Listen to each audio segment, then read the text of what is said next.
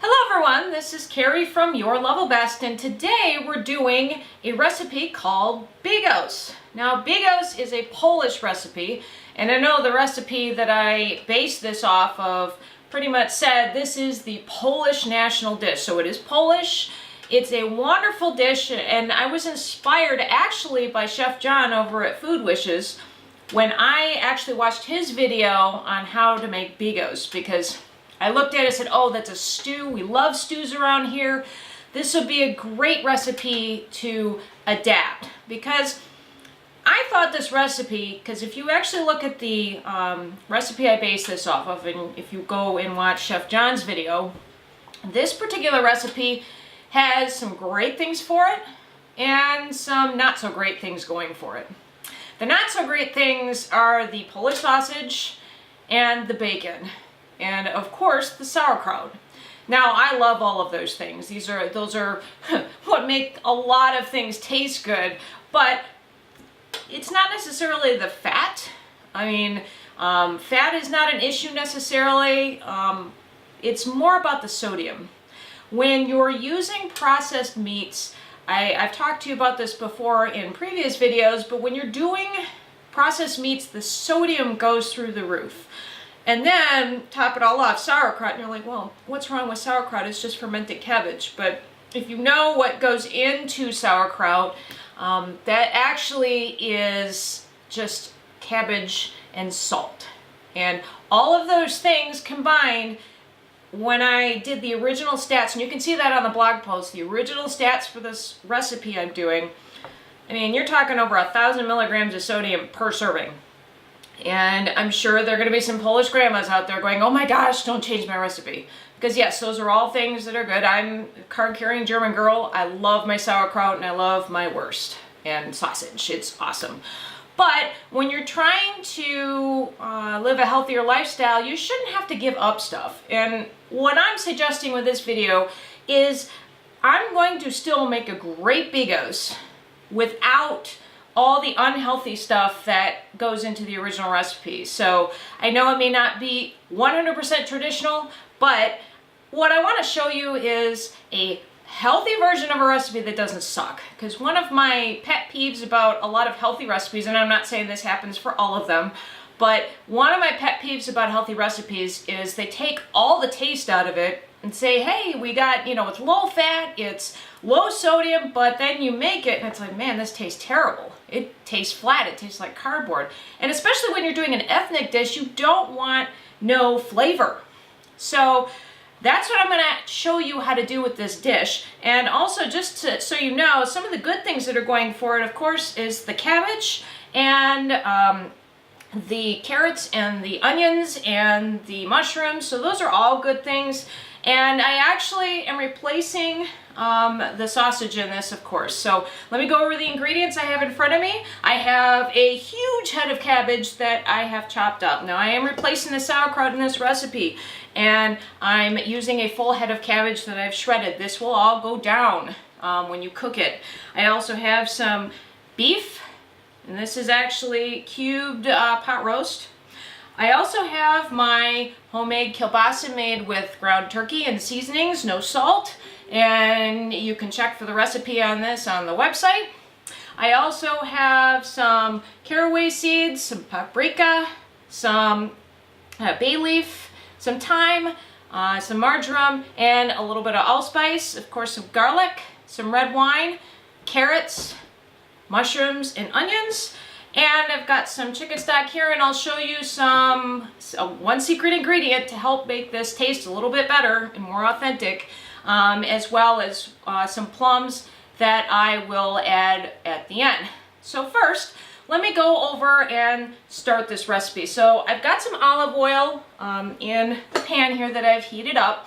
Now, this is replacing the bacon. So there is bacon in this recipe, but I said, wait a minute, gotta do that. So I have olive oil to replace the fat, and what you're gonna wanna do is add your onions. And what I'm gonna do with the onions is I'm going to go ahead and cook these, not until they are soft, but I actually want these to get a little color. So what I'm gonna do is I'm gonna go ahead and brown these onions.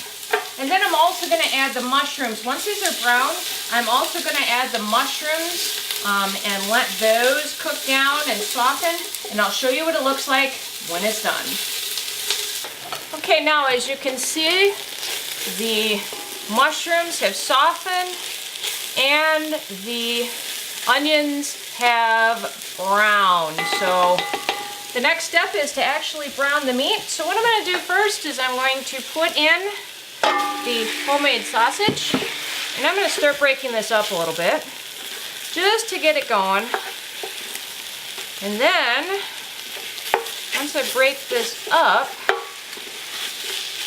I'm going to stick in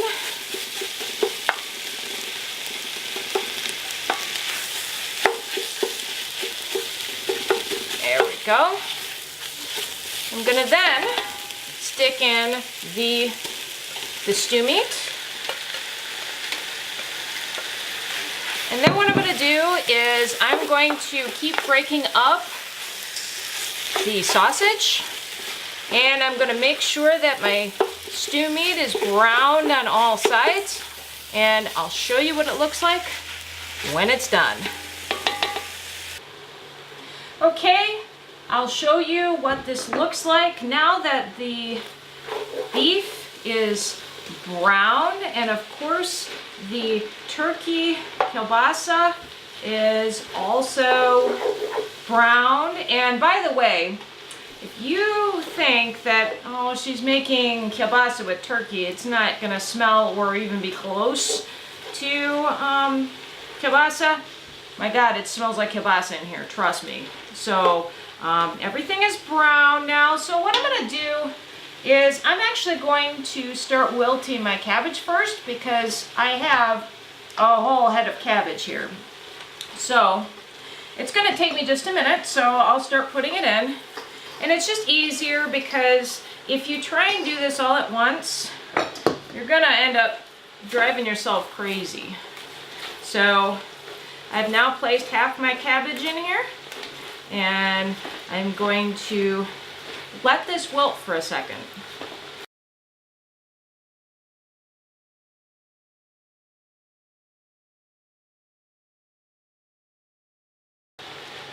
Okay, so now that I've got all my cabbage in here and it's wilted, I'm going to put in the rest of the ingredients. So I've got my carrots that I'll get in here, and I also have garlic.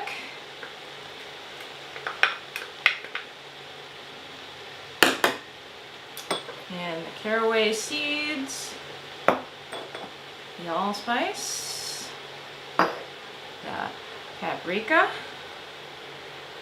the marjoram, and the thyme, and of course my bay leaf. And then I'm going to add my low sodium chicken broth.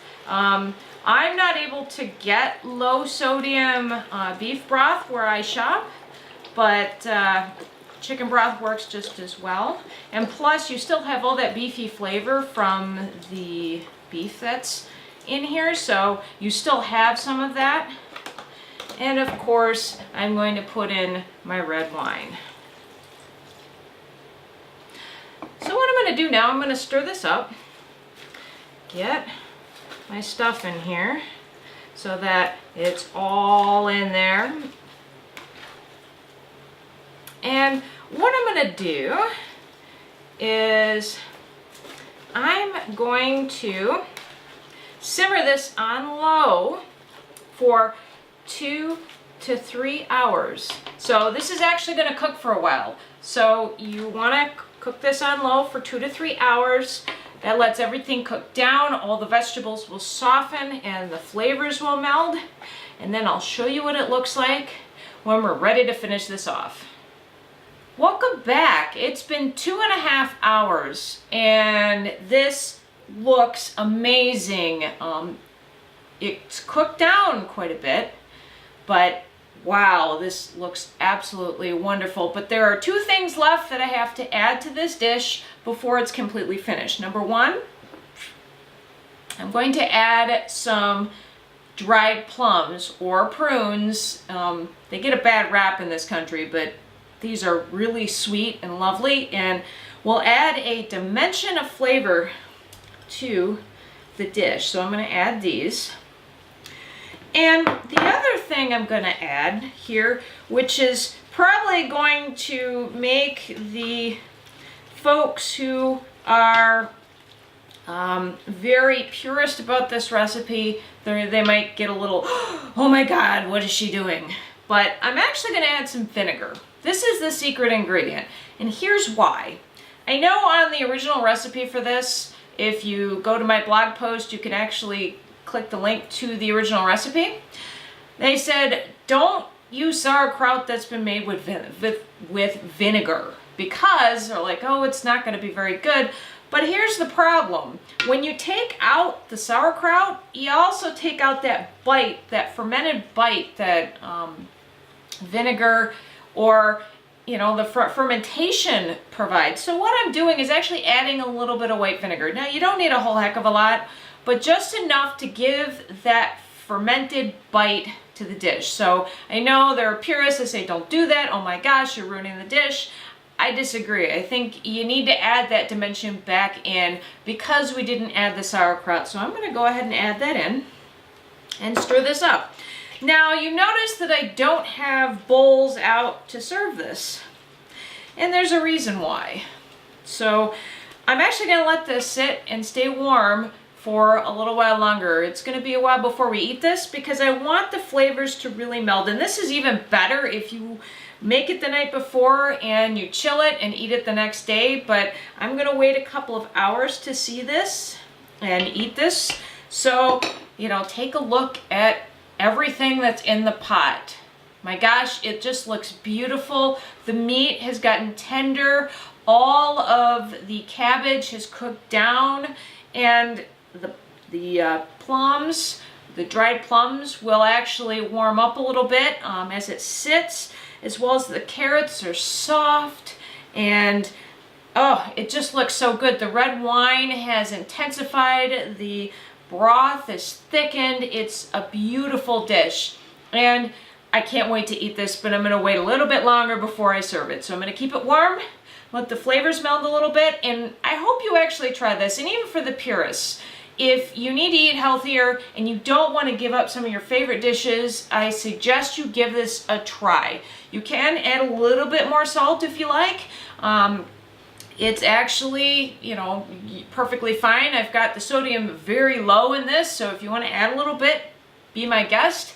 But you're still going to be lower in the sodium and a lot healthier, and you're going to hit all your macros too, which is huge. So go ahead and give this a try. Check out the blog post, download the recipe, give it a try, tell me what you think, and I'll see you next time.